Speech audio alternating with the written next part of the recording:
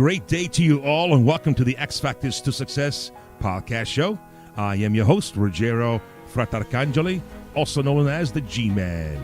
And today we have another awesome guest on our show. Before we introduce you to him, as a reminder, the X Factors to your success consist of 5 major pillars: faith, family and friends, fitness, finance, and fun. And today our guest will be talking primarily into the factor of the fitness and the spiritual fitness and the physical fitness, and I'm so excited to have him on my show. So without further ado, we have Eugene Vassilas. Is a global wellness entrepreneur, formerly an executive at a leading boutique coaching company. He now speaks to groups, runs embodied skills workshops, and coaches high performers to do brilliant work and communicate for success. Prior, he spent 6 years traveling and mentoring with world leaders in NLP, neuro-linguistical programming, that is, Constellation Work, and hypnosis. He's also an India-trained Hatha yoga teacher. So without further ado, ladies and gentlemen, please welcome my guest, your guest, Eugene Vassilas. Eugene, welcome to the show. Thank you. Good morning. Good morning. Buongiorno. Buongiorno. So, first of all, I want to thank you very much for spending the next 30 to 45 minutes of your time to be on this show. And I'm excited to share your story and your work to the world and to my audience. And we'll have some fun today. So, welcome. Let's do it. Thank you. Awesome. So, Eugene, I shared a quick overview on your bio. Can you add anything else to your bio? What is Eugene all about? Tell us a little bit more about what you're currently doing and what's happening in your world. I help people through transitions, and I help people heal. And as humans, we're always going through some version of that, whether we're entrepreneurs or whether we're laying bricks. And so we get into all the good stuff in one-on-one coaching, again, whether executives, high performers, or somebody just trying to get through their day. We get into the stuff that maybe you think about when you put your head on the pillow at night, right before you go to sleep, the stuff that keeps people up. That's the currency of some of the work that we do. So there's that portion, and then there's the portion of being with people, speaking to groups, helping people climb out of their head and descend into their body, because that's where a lot of the good stuff lives. That's where we really have this like embodiment experience. A lot of humanity is disembodied. For example, like they're out of the body, either because of trauma, or because of genetics or injury, or trying to avoid chronic pain. But one interesting thing that pervades all of my work is how do you get back into a place of comfort, resilience, and power. I love it. So, Eugene, you definitely have a way of presenting your work, and I see that you have a total passion to it. Can you share with us your journey of success? And again, this is the X Factors to Success, and identifying the word of success. And someone listened to this saying, "Wow, that's pretty deep here." So, how would you define how you have been successful in this type of work? Can you maybe go back a little bit on some of your preliminary work that you've been doing, or again prior to your work here, you spent time with a leading boutique coaching company. Did that help you also in your success in what you're doing now? Well, it's an interesting story because it came out of hardship. This journey I was propelled after being in a near-death car accident with a drunk truck driver on the highway, surviving that, and then thereafter having to put together some of the what do you do after that? You kind of sit with the pain, but you also sit with deeper questions about why did that happen, and what now? In other words, what do I do with a second chance? And when you get a second chance, you ain't getting a third chance, so you better do something meaningful with this. But simultaneously, as a result of that, I was sat with a grand confusion. Like, who am I? Like, why am I here? All those fun and light questions. And I finally was sick of wrestling with it in my own head, and I thought, okay, why don't I find the people, if I don't know anything, why don't I find the people who do? So I basically spent 6-7 years traveling the world and looking for the so-called gurus of self-development. Okay. I thought they must know something. Sure. But by nature, I'm also a skeptic, and I always look to the person before I look to what they're saying. So I wanted to really also check in and see, are these people real? And more importantly, are they right? And so that entire journey, and the thing that I do for people today, is a result of what ended up happening on that journey, which was I ended up meeting some of these so-called gurus and ultimately being mentored, taken under their wing, and taught skills. And these skills helped transform my life. And then out of gratitude and passion, I thought, hey, I think I should do this for others. Okay. You found your calling. You found your clarity of purpose in your journey on this earth, in a physical form, in our spiritual being in this physical form. Can you share with us, Eugene, what's one thing that the audience can maybe, by listening to this, they can maybe find some clarity in their journey? Because again, with all the noise in the world, as you indicated, we're so bombarded with social media, TV, radio, politics. What's one thing that you may share with us that can clarify our thoughts and the reason who are we and why we do what we do? Well, that's a huge question, and I think we might need hours upon hours. Maybe we'll take a little bit of it. I think on a functional level, because I've lived abroad quite a bit, and I've also noticed that let's just say Western society, over time, for whatever reason, we spend a lot of times in our heads, and to really feel for whatever reason, and we're even taught this through our movies and as children, to feel is dangerous or to feel is uncomfortable. So oftentimes we don't want to sit with our feelings. People will construct entire empires so that they don't have to sit and really feel what's under the surface. But there are different ways that you can both be more productive, be more efficient, etc., and then at the same time also feel better.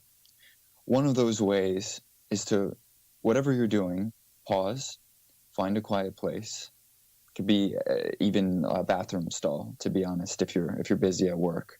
Find a quiet place and sit there for a few minutes. You might call this the beginning of a meditation. You can do this anywhere. Turn your attention inwards. In other words, just begin to feel what are the sensations that are going on inside your body. But then bring your attention to your face. The face is always exposed. It's walking around, people see it, you see them. A lot of tension happens in the muscles of the face. See what happens when you relax the forehead, you relax the little muscles on the side of your eyes, on the side of your mouth, but then also your tongue.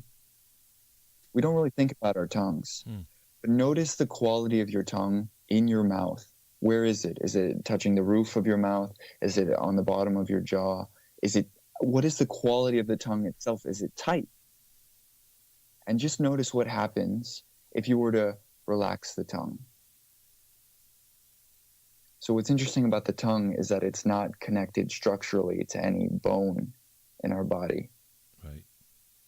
And then as a result, it's also neurologically connected to the entirety of our body. So if you relax the tongue, you can begin the relaxation response. As soon as you begin that, the rest of your body can begin to follow. Interesting. Eugene, I can relate to that because this week I happened to be traveling on a business trip, and I went back to a monastery, a monk monastery. This is a silent monastery up in Spencer, Massachusetts, back in December of 2018. And this week I happened to be traveling through there. I made it a point to go back there again. As soon as I drove up to the grounds of the monastery, through the gates, the sense of contemplation, sense of quietness, and the sense of silence. I got out of my car. I drove, got into the chapel, into the monastery, and the monks, the 46 monks there, were chanting and praying. And one of the things I learned back in December is to be centered and listen to the voice within. And the power of silence is just amazing. I just rejuvenated myself again. And I have to totally agree. And those of you who are listening, folks, what Eugene is saying is truly, truly amazing. And again, his work is phenomenal, is what I see and read about and hear about his work. That being in contemplation, being centered, and to listen to the voice within. I'm learning more in the last 3 months how to be in total silence, but listen to the voice of silence. It's totally amazing. So you've been doing these retreats, as I understand, and I've seen some of your posting on social media in a beautiful, beautiful South American area like Sao Paulo, Brazil. I think you were in just recently. Yeah, I was just in Sao Paulo, but that was for a conference. The retreats are a little different, but it's all in the same area of helping people do better. Okay. So in these retreats, that I think you're planning to do one right now in the next few months, can you talk about that? Maybe that the audience might be interested in listening to what you have to say, and maybe have an opportunity to engage in your retreat. Can you tell us more about that? Well, I think about where people are and where I've been, and that is busy, trying to drive results, making money, thinking about a lot of logistics. Mm. And if you do that for a long enough time, it can be tiring. And I think the natural human experience is the relaxation experience. Babies are born, and it's just like naturally implicit that they know how to relax.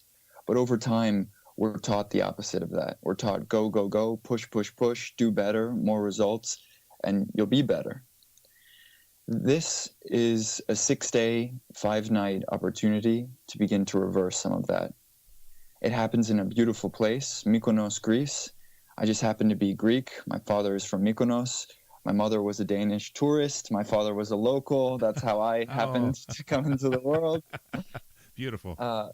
Spent a lot of time growing up in Mykonos, spend my summers there, and it's not only a beautiful place visually, but there is something special that happens when you're there and you can experience the sun, the wind, sun, the sand, the soul.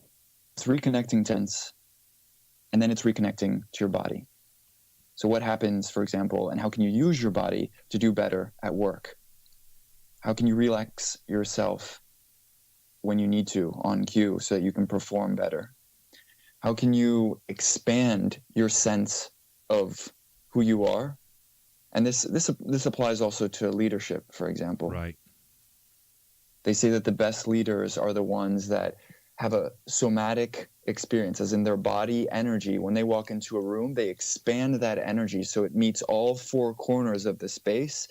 But at the same time, they lead with kindness, as it were, to expand through their heart. And behind them, they have a feeling of not being alone. So they've got, for example, their invisible mentors, the people who have influenced them. They don't come alone. So, for example, that's also something that you might learn there. In addition to yoga, meditation, and hypnotic healing. It's putting you back in contact with yourself and equipping you with resources and skills so that when you go back to that crazy world, you can begin to respond in a new way. Because you've already done the push hard, try hard, get results, but it has an energetic cost. So what about doing maybe a little less pushing and a little more results getting and feeling a little better in the process? I kind of like that. Okay, I like that. Eugene, you mentioned about leadership. Can you share with us an example of leaders that you think that exude that energy? I mean, I have a few in mind as you were explaining that this is such a valuable tool in how leaders project themselves. Can you share with us what few leaders do you think exude that energy that brings along their mentors with them? Yeah. Well, so just to be clear, that's a technique that you can actually do anytime you're going to talk to a group. And that could be useful for all the listeners is that, for example, anytime I show up to a big group, Right. I might imagine that I'm standing there in front of the group. I'm connecting with them through my head, through my heart, and through this hara point, which is 3 finger widths below my belly button. So it's basically like 3 really strong energy centers, and I want to connect on head, on heart, and on like deep, on like a stomach level, like the gut level. Right. You So mean I'm imag you mean like the chakras? For those individuals who know the chakra levels. yeah, but they're simplified chakras. Okay. But it's just that I want to talk in a way that it makes sense to people. It touches them emotionally, and it gives them like a gut feeling of shit. We got to do something. Like let's motivate to action. Okay. And so to return to your question, the people who I really admire, first and foremost, been said a million times, but Martin Luther King. And I don't take things lightly in the sense of like, oh, well, hey, this is a leader, so, he's great. But like, look at the person. So look at how he stands. Look at how he communicates. Look at the quality of the words that he chooses. Look at the pauses between his sounds. Look at how you feel like in your own body as a response to that. All of that is like a subtlety of leadership. And then upon that comes your perspective. Like, what do you believe about the world? What is your message? And how are you, in an integrated way, bringing people along for the ride? It makes their life easier. People don't want to think in general. Thinking's tough, like me included. If somebody can simplify my life, I say, bring it on. Okay. Yeah. But so, like, I look at Martin Luther King. I look at Nelson Mandela. I look at people who are involved with peace. But I also look at, in terms of leadership, like mothers and fathers of families. You got to lead kids. You got 4 kids, right? I do. I do. That's a leader right there. Every day you have to, in some way, be fighting for your perspective. And it's your perspective which is going to win. Let's say, for example, over when the kids are young, they're in middle or high school, they're facing peer pressure, they're facing drug pressure, they're facing social media pressure. And as a parent, for example, it's your perspectives that have to be like, hey, choose exercise, choose good people, choose good food to nourish yourself instead of all that other crap. Correct. Leadership is every day, everywhere, for everyone. I love it. Would you share with us any of the so-called called corporate leaders out there with big organizations? Who do you think that may have, in your opinion, your observation, that you think? I think Ray Dalio Oh man, is a superior man. He's a superior human. He's cool. yes. And he's been through the fire, and he has perspectives which move him away from level of significance. Like, that's something that really traps leaders, is like, hey, I have to be seen, I have to be important, this is about me. And he's really in service, and he's really about original thought, questioning the tough stuff. Yeah. And those of you out there who don't know who Ray Dalio is, he's a big financial guru out there. Started in the early '70s, and he has one of the one of the most, largest hedge fund out there in the world. Yep. But you hardly hear him out there. He was on also. He was featured by. I'm sure all of you know about it. Tony Robbins a few years ago had the Art of Mastery your financial whatever title was, and he spent a lot of time with Ray Dalio, understanding with the Warren Buffetts and whatnot. Again, for those individuals who want wealth, those who individuals want to accumulate the finance part of the X factors to success. But I appreciate you giving that feedback, because Ray Dalio is one of the guys I've been studying also lately and seeing his point of view. So thank you for reconfirming that I am following the right leaders. Amen. Amen. Thank you. What do you think about, since we're on this topic, Richard Branson? So, well, so I've listened to years ago. I listened to his audiobook. I don't remember the title of it, but I looked at how he grew into the human who he is today, and he embraced risk.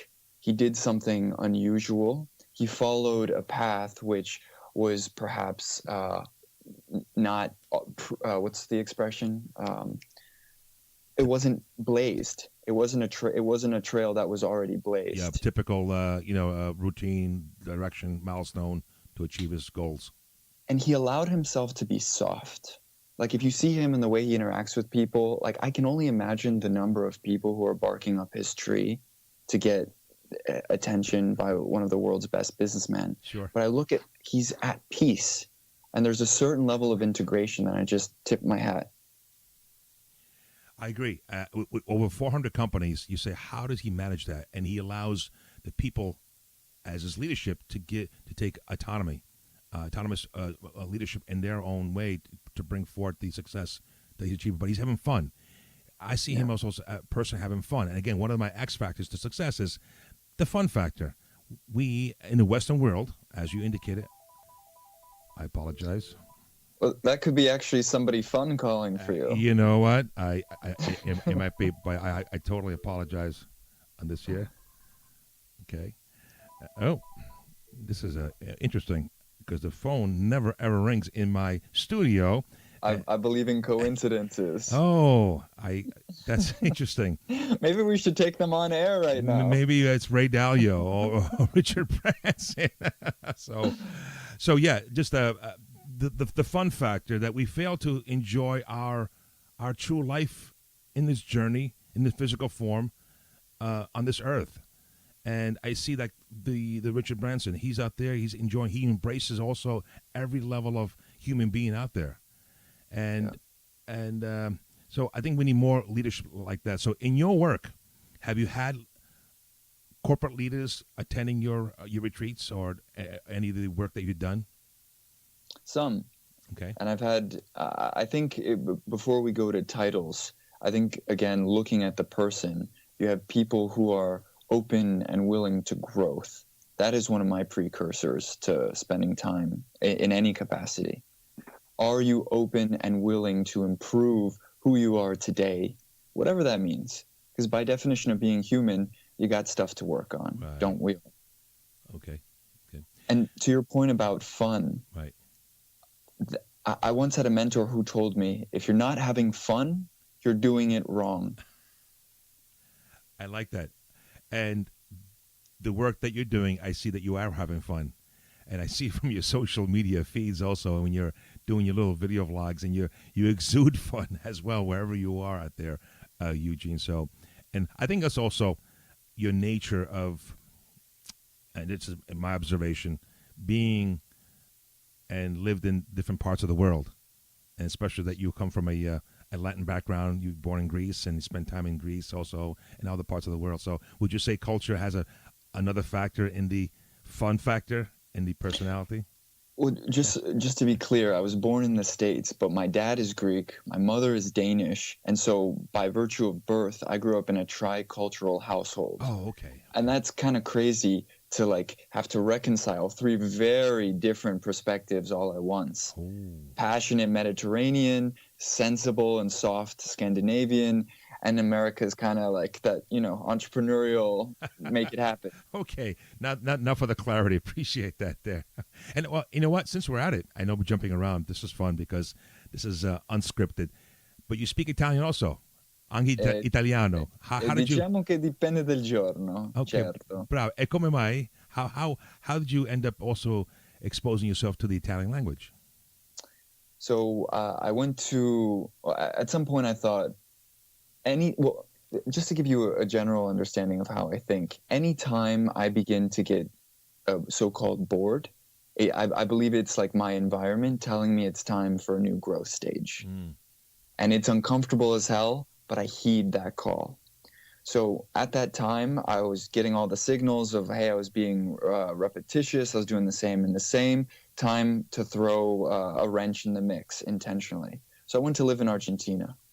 And it just so happens when I got there, I was like, what would improve or expand this cultural experience? And it was living with some other people. And as soon as I set that intention, 2 incredible Italians appeared, literally crossing my path, like on the sidewalk. Amazing. And I think I asked them, like, hey, excuse me, how do you spell something? And this was in Spanish. And then I could hear that they had a slight Italian accent. And I thought, what do you know? And the rest is history. We ended up living together and building a strong friendship. And yeah. That's super. So just being in their environment, and I have an ear as a result, of my upbringing that's trained to listen. This is also what makes me a really good coach, is that I listen, and I have to listen into the nuances of not only the timbre of somebody's voice, but also the pauses, the inflections, and all the things that sound, which is as unique as your fingerprint, your voice communicates. I like that you use the terminology affirmation. You said the intention out there, and since many people tend to have these goals that we all put down somehow in our minds, in our journals, but we fail to create the daily repetition of affirmations. Can you share with us some of the things that you've accomplished? Maybe the audience can also take away on how do you set the intention? What is it that you do? Because obviously you use words like you're a good listener, you listen to timbre. Can you expand on that, Eugene?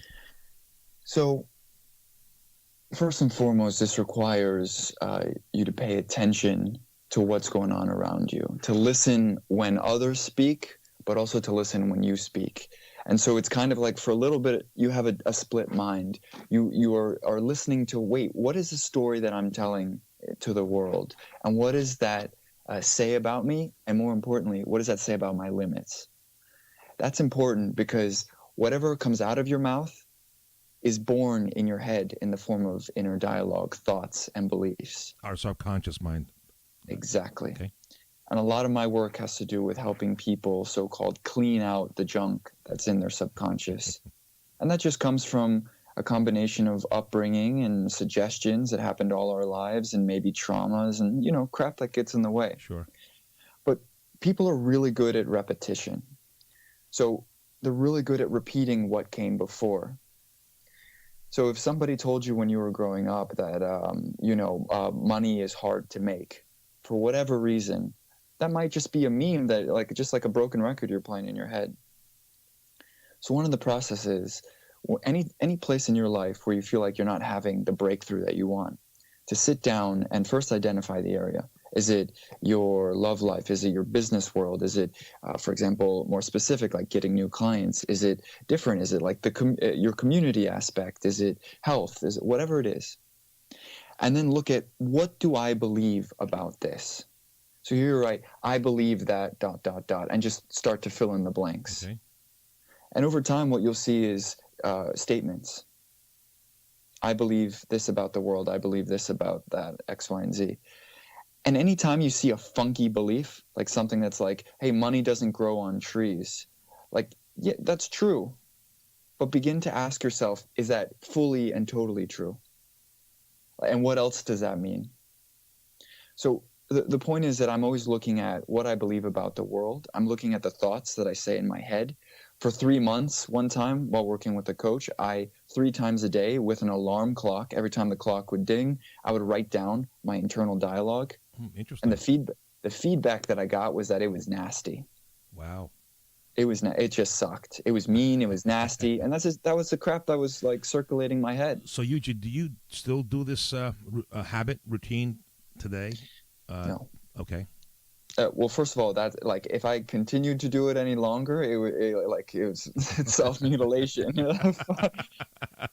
However, what it did create in me was more attention to my thoughts. So it's kind of, now I feel more distant from the things that are circulating in my head. And as soon as I progress down a so-called thought, like a thought avenue, a thought train, as soon as I'm on that train for too long, say, wait, maybe it's time to get off.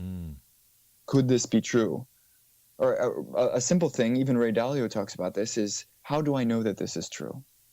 Wait, is that really the case? What evidence do I have for that? And then you begin to investigate and to indulge yourself into the information and really siphon out and value the information in order to move you forward, to grow to the next level. So that's the in-depth way. But for the listeners, a simpler way and a more accessible way Keep it is simple. to go on. Yeah, let's keep it simple. Keep it simple. Go online, Google affirmations. Click on a site that offers a list of affirmations and copy paste the ones that are interesting for you in your own document. Thereafter, take your phone, push sound recorder, and reread the affirmations that make the most sense to you. And then listen to those on repeat. The added benefit of doing that is multifold. The first is you're researching, so that tells your conscious mind, hey, I'm putting effort towards this, it must be important. Another benefit is that you're organizing that information in a way that your brain starts to remember it. Third, and perhaps most importantly, the fact that you hear this and it's in your own voice, Right. Your brain doesn't reject it. Your brain's like, hey, I recognize that voice. That must be true. So it begins to, in a much faster way, replace the gunk that's in your head. So the fact that you're using today's media is social media, or again, our smartphones. How about those who do not use smartphones? They have a journal. Do you still believe in journaling? And I have journaled every day and sometimes multiple times per day for the last 15 years. I can't fall asleep without journaling. Everything that's in my head needs to come out. And the process of it going from my brain through my arm and onto a paper, or in the case I'm even typing it on my phone, the way I relate to those things that happen throughout the day change. And as a result, my relationship to those things shifts towards the positive. I literally get distance from something that was in my head to now I'm seeing it like, I don't know, 1.5 feet away on my computer screen. Right. Uh-huh. I already feel the ability to observe, to analyze, to evaluate, and if needed, change. Yeah. And I have to agree with you because I've been journaling in the last couple of, the last couple of 5 years now, and I don't do it every day, but I the more I do it, the more I feel more calmness. Like you said, it goes from the mind to the arm to the instrument that you're writing, if it's a pen or pencil, or to typing it in. And when you go back to read that that journaling of that day or that moment, you start reflecting about how did I feel. And for me, it's been a very good tool. And I always suggest, even to my clients and to my group of training partners that we have, to really use the instrument, the old school instrument of writing. And we're forgetting about that. And we're doing a lot of, again, doing technology. And technology is another avenue for us to move forward. But the old way of just writing down, sitting down, and giving us peace. Brain dump. Get it out of your head, onto paper, feel differently about it. Yep. Awesome. Well, I love this this discussion, our conversation here today, Eugene. I mean, you're really bringing some good value to our listeners, and hopefully they can continue on finding you on the social media, which we'll share with you with them momentarily. But I'd like to ask you this question here because you come across very grounded, very calma, as you say in Italian, con piacere. What would you say your breakthrough goal to leave behind in the next, let's say, the next year or two? So, I mean, because I see that you're going in a whole new direction from 6-7 years ago to today and tomorrow. What's one of your breakthrough goals that you want to leave behind for someone to really make an impact? If I were to fast forward to the end of my life, what I imagine being the end of my life, it's called the so-called rocking chair test. Oh. And you imagine yourself, let's say 100 years old, you're looking out of that window on the horizon, the grass is barren, there's one lone tree on the horizon, you're just rocking back and forth, thinking about life. Right. And you begin to recount your greatest successes, failures, but successes. I think that my greatest contribution, which hasn't yet happened to society, has to do with me writing a screenplay that talks on the human condition. Now, I've been sitting on this for 10 years, and I'm now getting into the motions and working with an editor and beginning to piece together something that petrifies me. but because it goes so deep, I feel that it's a work of my soul. And just to give you an orientation of what it kind of Please it, do. it pulls together, for example, the movie Crash, which touches multiple topics in a very human way, and has the psychological stuff of the movie The Butterfly Effect. And from the caterpillar to the butterfly, is that what you're... The Butterfly Effect, that movie came out, I don't know, 20 years ago. It talks about this idea that what if you could go back and change your past? And so I do this today with belief change and hypnosis and regression and so forth. But like on a fundamental level, like it's this idea that something as simple as a butterfly, the flutter of a butterfly, could change the entire direction of your life. I like that idea because it puts you back. It does a couple of things. It puts you back like in the driver's seat of your life, and it also keeps you open to the numerous possibilities that are always available. So to bring it full circle, Sure.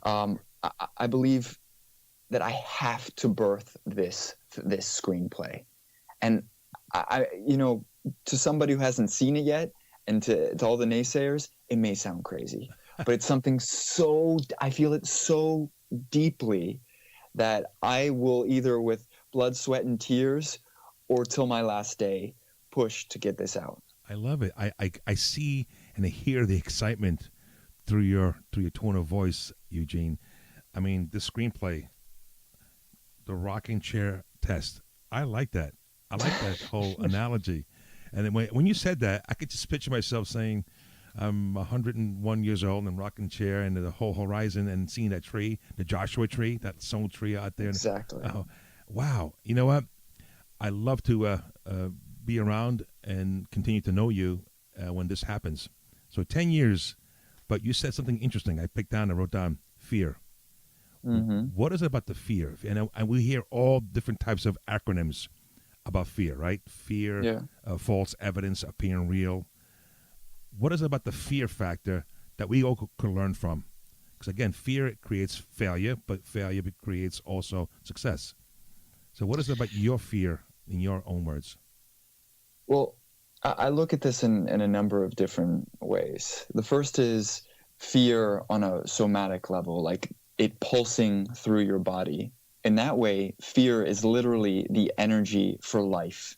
It's literally like the thing that pulses through you to get you to move in the direction either towards something that scares you or away from something that's just scary. I'm going to pause for a second right there. You just remind me, is it all the instinctive old, our habitual learning from the past 10,000 years ago about fight or flight? Is that still programmed in our own DNA? Because people say that. Other scholars say that.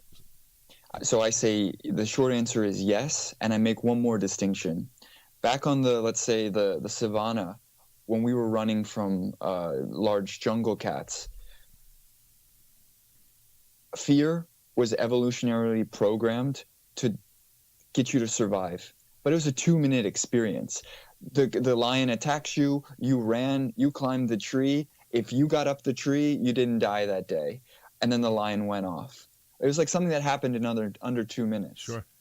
But what's different about society today and about like our modern fear is that we have long fear. That was short fear. It was 2 minutes. But we have the ability to take like an experience and then replay it in our head in perpetuity, which our body responds to in the same way. So what long fear has taught me is that there's a lesson there, there's a learning, there's something that wants to move me towards life, but that maybe I, for cognitive reasons, for like that inner dialogue, wasn't ready to do.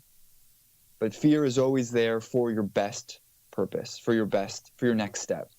And so what's changed over, let's say, the last 5 years is that now anytime I begin to feel like that the tightening of the chest, the throat constricting, the gentle sweat appearing on the edge of my skin, etc., I'm like, oh, pay attention.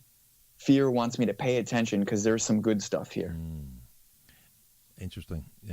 And those are the little flags to be raised up and say, okay, be aware. But we're so desensitized with everything that goes on in our world every day by being so occupied. How did you, again, I think break the loop? Yeah, correct. I look at everything in everything that's not inside of me. So everything external can be a distraction, whether it's my smartphone, to somebody else's conversation, to the thing I ate for dinner yesterday, like whatever is not here in this moment, what I'm feeling in my body, that's attuned to something as simple as my breath, my eyes, and what's going on right here, right now, is distraction. Yeah. So distraction wants to take me away from my center. And to put it into a martial arts context, I think there's an old story that is something about like the student goes to the grandmaster and says, "Grandmaster, I see you, and like you're like, I don't know what to do, but I'll never be as good as you. Like you're always." I clearly don't remember all the details well, but it's something to it. The pitch of the story is just that the grandmaster says, "Dear student, the only difference between you and I is," and then right before that he says, "Well, we both face challenges. So the only difference is that I come back to my center faster." Ooh. And I like that idea. Yes. Everything's always trying to pull me away from my center. The phone just rang for you, it wanted to pull you away. But in that moment, what did you do in your mind? What did you do in your body? How did you bring yourself back to your centered, attentive self? And I think if you can do that, you can show up to any business meeting, you can get any sale, you can have any, you win. Yeah, oh, I love it. I love it that you pulled in the example of the phone ringing here in my studio. It really did. I didn't let it bother me. I'll let it just turn off, and we continue on our conversation. So, great example, great insight on that, Eugene. Eugene, I wish we could spend hours and hours and hours together here, but time is getting a little short here. I want to just kind of wrap up our interview here, but I have to say it's been a real pleasure having you on the show, and I really think that the audience out there, my audience, will gravitate and really be inspired and be thoughtful. Give some thought today. Maybe start to journalize, start to really listen to themselves, and really get more in tune in their affirmations and goals and their life's purpose. So before we conclude this our show here, I'd like to ask a couple of things. What book or books would you recommend to the audience? Or maybe a book that you have right now that you're reading, or a book or two that you could recommend, even for me also as well. So, for fiction, I would say The Confederacy of Dunces. It's by John Kennedy O'Toole. He took his life, but wrote perhaps one of the most compelling, character-rich journeys of a protagonist who goes through all of the chapters of hell in life, mm-hmm. and is still charming. And anyway, I related deeply to that character. I think most people will too. So that's fiction. For nonfiction, I think The Art of Learning by Josh Waitzkin. Okay. He's the former chess champion of the world. Brilliant guy, really deep, on point, incredible ideas. I think also I'm reading right now The Emperor's Handbook, which is Marcus Aurelius, a former Roman emperor. It's his meditations. So they're the things he thought about when he wasn't defending the empire, mm-hmm. and dealing with sabotage I love it. Yeah, I love it. Out of all my guests so far on the show, your book recommendations are way different than other guests. So very deep here. I look forward to also to pick up these three books, especially the one with the Emperor, with the Marcus Aurelius and John Kennedy O'Toole.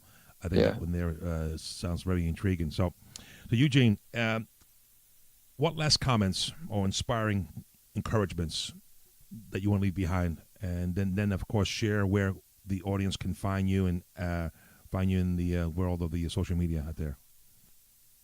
Well, I think that people who are trying to do, I think fundamentally we all want to do better. Oftentimes we just don't know how. And from having struggled through this for a long time myself, I think that the how is always simpler than we might expect. And to summarize what I've learned over these years, it's just, how real can you be? Can you tell the truth? Can you show up despite your humanness and that still be okay? And there are days where I wrestle with this too. But the realer you can be and the more comfortable that you can be in your own skin despite yourself, despite your life, I think the more success you can have. Beautiful. Thank you. Thank you for that. And folks out there listening to Eugene Vassilas, the global wellness entrepreneur, giving us some really deep insights. I really, really enjoyed. I hope you enjoyed his insight and his journey into this world of wellness. And again, you have to reach out to him. So, Eugene, can you tell us where the audience can find you? Yeah. If you're looking for coaching work, speaking, consulting, that kind of stuff, EugeneV.com. EUGENE, V is in Victor.com. Instagram is Eugene.Vassilas, Vassilas. And yeah, send me an email. Alternatively, send me an email. Let's go from there. Beautiful. Yeah. Beautiful. Thank you. So, folks, I will put these notes also on the show notes, and you can reach out to him. Please do so.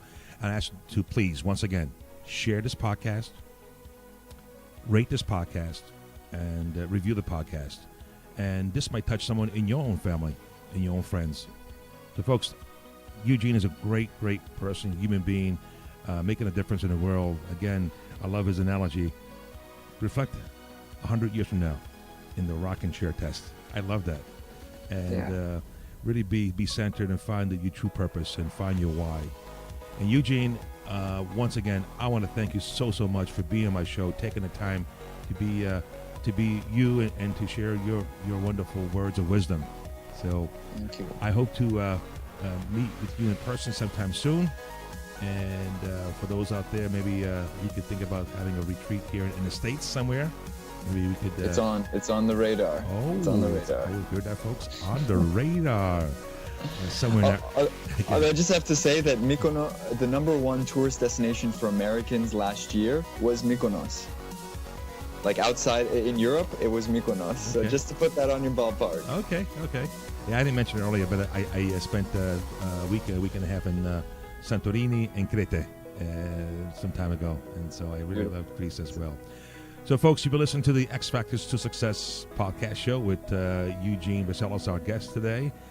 Once again, please reach out to him, send him an email, tell him that you listen to this show here, and I'm sure he'll get back to you and give you some insights, and maybe you might go on his journey in June of this year, 2019, in this 6-day retreat, 5 nights, and maybe I might take a detour and join you there, Eugene. So until next time, you can reach the X Factors on www.xfactors2success.com, on Facebook and on Instagram. Reach out to me as well. And those of you who may have some special author friend who's inspiring, who has a word to say, please tell them to reach out to me. I love them to have on my show and really bring them to the platform and share the world their stories. So without further ado, as I always say, the G-Man, live with purpose, passion, and go make a difference in the world today.